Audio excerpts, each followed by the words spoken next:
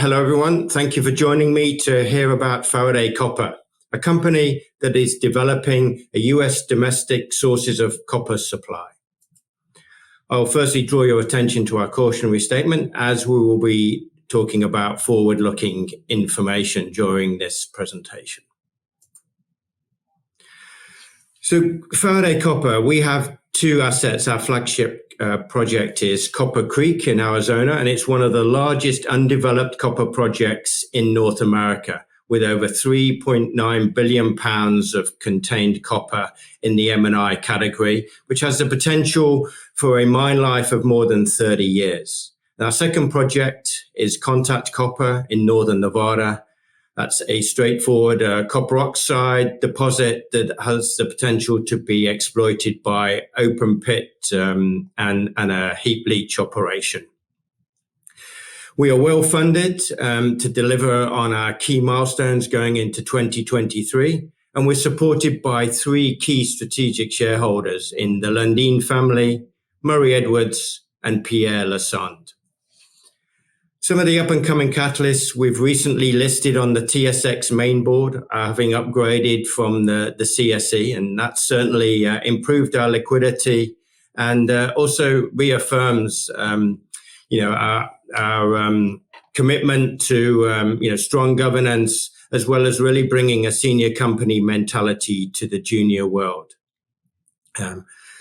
We've got a PEA coming out on Copper Creek, and that's going to be in early Q2 2023, and I'll give you details of what to expect in that. And we've recently started a second phase of drilling, a 10,000 meter program at Copper Creek, and so we'll be getting results as we progress into the new year in Q1. And then on Contact Copper, we've been doing more earlier stage work, rebuilding the geological model, flying geophysics, soil sampling, generating new targets. So why copper and why the US? When you look at the US or you look globally at all of the copper development projects, you filter it down to the US, and really there's very few projects, just 11 that are in the hands of smaller companies. And when you look at this graph, you can see that in terms of size and grade, then we stack up really well in terms of that resource. And then more importantly, why we're a compelling investment opportunity in the fact that, we're at the other end of the graph in terms of, our valuation. And so as we de-risk the projects through our technical work, as well as start to unlock further value through exploration, making new discoveries, then we'll really unlock the inherent value in this project and moves ourselves up the curve to be of a higher value. And that's really the investment opportunity here. And for us, it's about bringing senior company expertise to the junior world. We've got a full management team that have all worked for some of the largest companies in the world, both in base metals and in gold. And we're supported by a very strong board who are providing their expertise and guidance as we move the projects up the value curve. In terms of our corporate structure, you can see here that we've got $13.5 million in cash, which I said earlier would see us through the main milestones going into 2023. We've got 123 million shares outstanding. And we've got a good spread of, our strategic shareholders I mentioned, insiders, which includes management, together with prior management, and then a number of institutions who are also shareholders in our company. We've got analyst coverage by PI Financial. And so turning to Copper Creek, our flagship property in Arizona, we're right in the heart of the Southwest US copper belt. Great location, great address, and, surrounded by some of the largest copper companies in the world, whether that's Freeport, Rio Tinto, BHP. We are in the San Pedro Valley. Importantly, this is an area where there's no aquifer protection. The water is deemed unusable for agriculture, therefore there's no agriculture, and it's actually prioritized for industrial use. We've got great infrastructure in terms of roads, an active rail system that comes through San Manuel and links up to Mexico, where a lot of concentrate is shipped out. Also, we're not in any residential footprint. We're 75 sort of miles northeast of Tucson. We are at the confluence of two main copper trends. The one that runs east-northeast through Freeport's Morenci Safford district, through the old San Manuel mine that was operated by BHP. And then there's the northwest trend that runs up from Resolution, Sarco's Ray mine, down to the Johnson camp. And so also excellent for power, skilled workforce in Arizona, and obviously easily accessible. We don't have any challenges with altitude, for instance.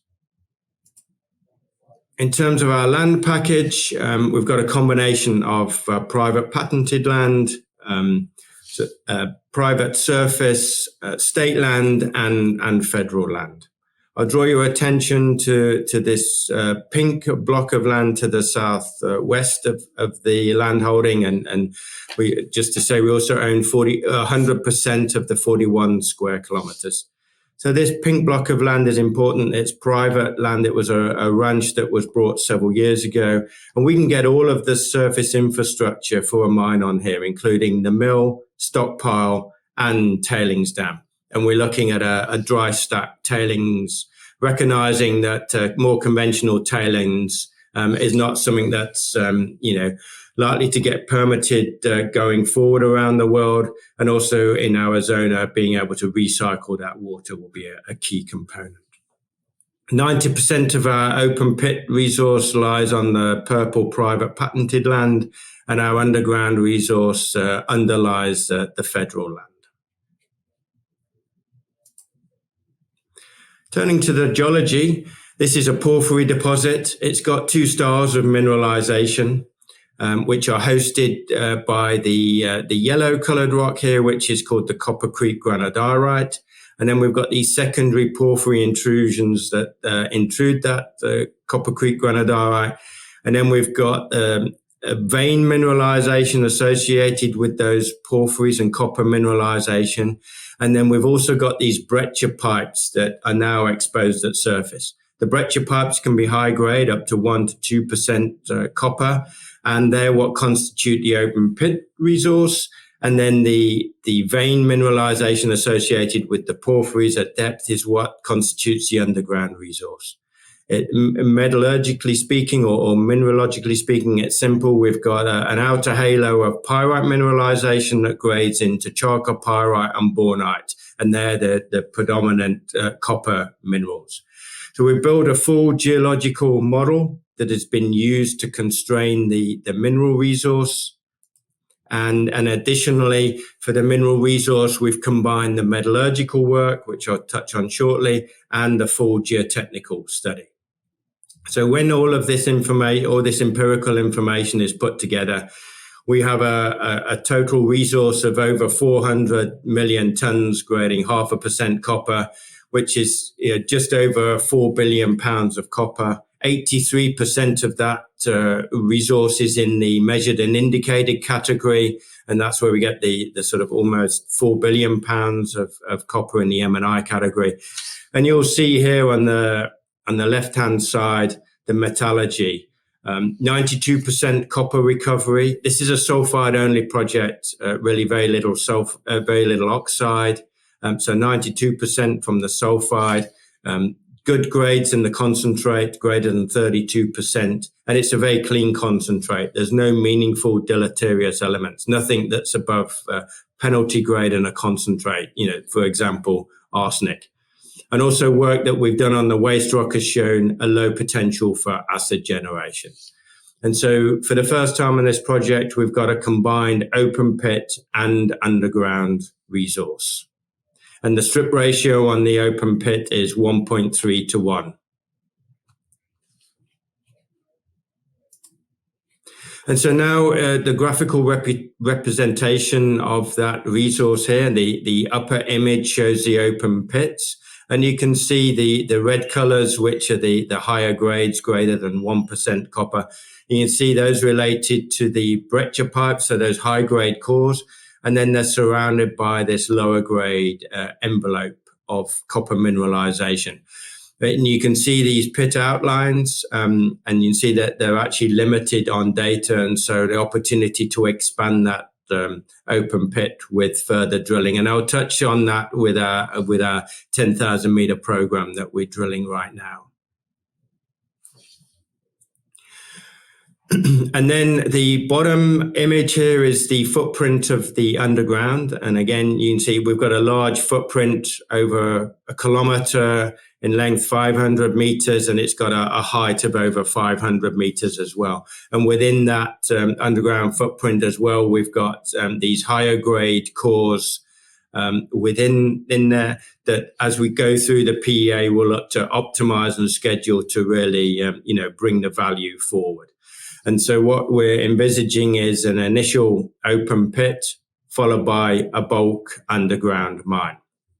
And so the base case for the PEA is going to be a 30,000 ton per day operation. Sort of we're looking at a 14-year mine life, firstly from the open pit, and then transitioning into a bulk underground mine that's got a further 20 years of mine life. And so altogether over 30 years of life, producing 3 billion pounds of payable copper.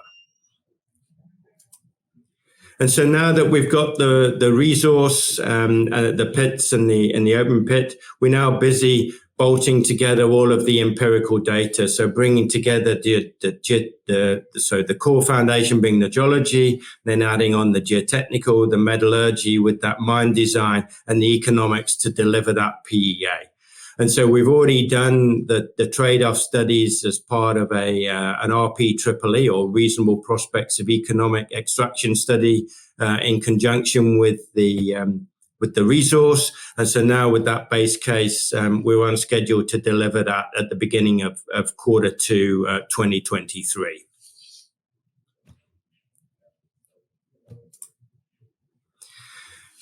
Now, we did a 6,000 meter phase 1 drill program earlier this year. We didn't have the results when we did the mineral resource estimate in July. And so as part of the PEA, we'll be updating the mineral resource estimate, incorporating not only the 6,000 meters of drilling, but also additional sampling of core that hadn't been sampled in the past.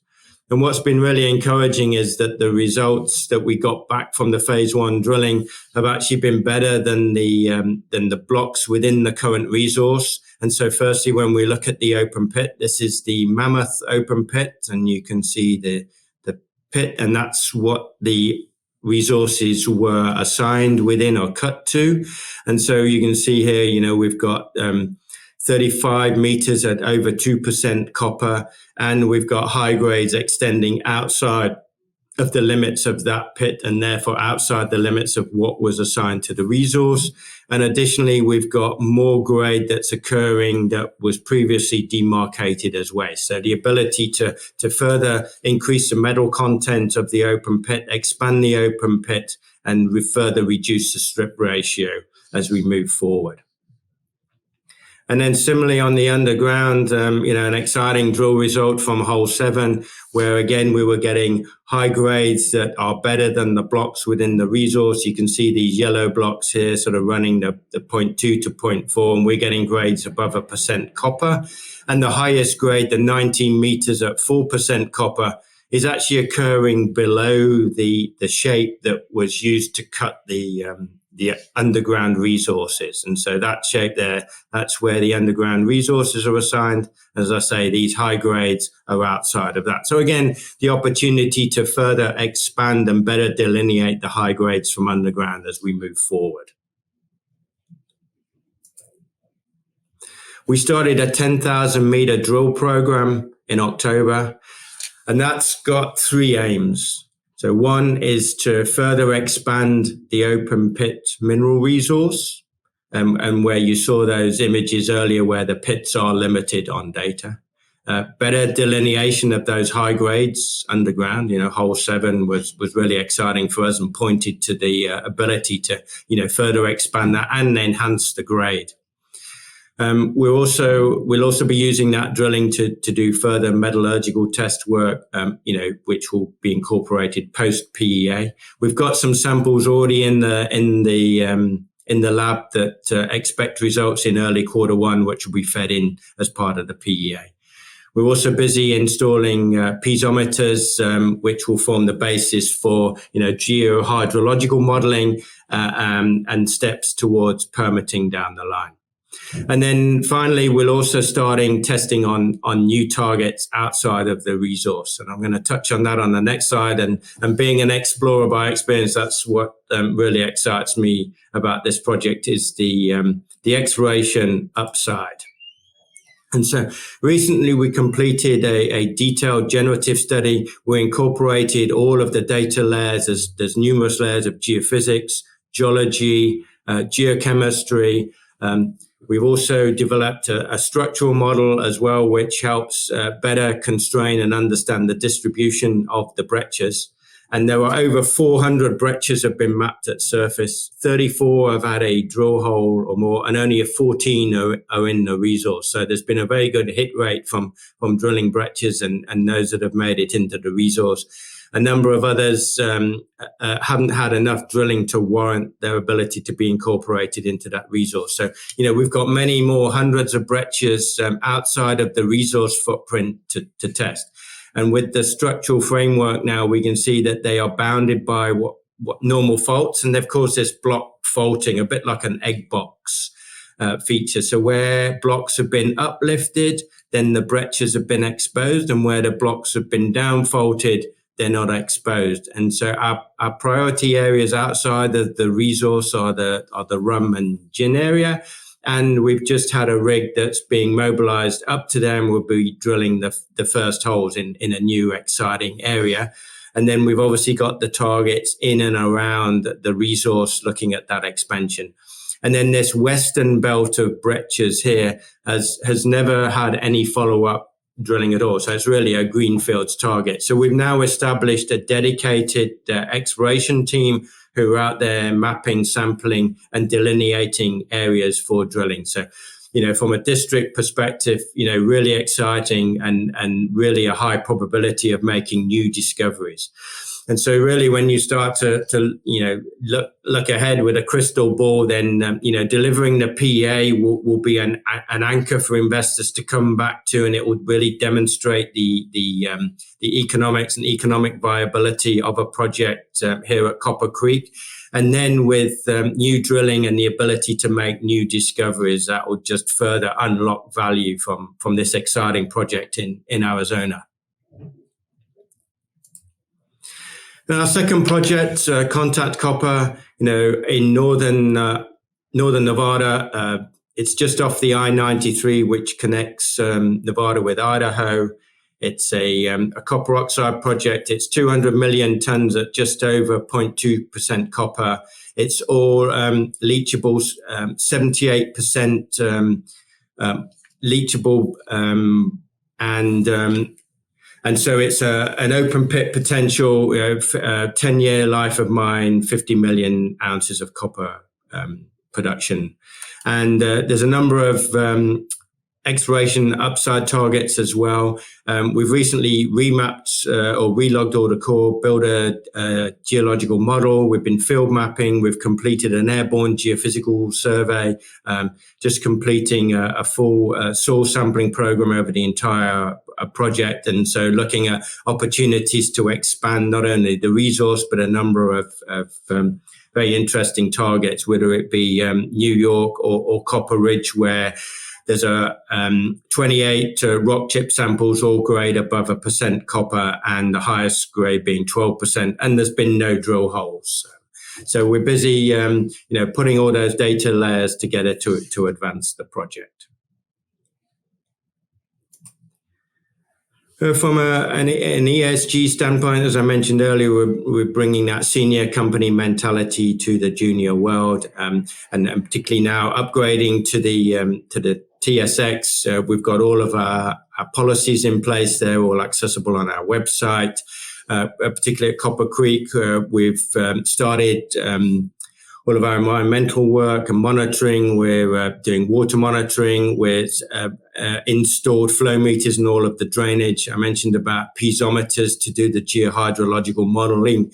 We've engaged with the Army Corps of Engineers. We're also engaged with the BLM in terms of developing a pathway to permitting. And then also, obviously, how does a mining company lose its social license? And it's generally down to technical failures. When we see a tailings dam burst in Brazil and destroying the environment, then, really bringing home for me that technical excellence and making sure that we've got empirical data to make those informed decisions from, the foundational work of the geological model to the geotech to the metallurgy to really feed that into demonstrating the economic viability. And we've also started our community engagement and having open houses with our local communities and reaching out to the native tribes in Arizona. And so in terms of our project timeline, it's about delivering on what we say, when we will say, when we do. And so, as you can see here, we've delivered on what we said we would, whether that's reviewing the initial data, doing the phase 1 drilling, the geological model and the resource estimate for Arizona, and now we're busy with all of that technical work to deliver the PEA in Q2 next year. And then we've just gone through what we're doing with Contact Copper with the aim of a technical update in 2024. And so in summary, with the scarcity of development-ready copper projects, particularly in the US, we feel that we're well positioned with this large undeveloped mineral resource, significant exploration upside, and really, undervalued that as we deliver on these key milestones, will really unlock the value of Faraday copper and be able to deliver development projects in the US as we see the demand for copper increasing, whether it be, for the clean energy transition and the development of EVs and green sources of energy and copper. And so with that, I'll thank you for listening.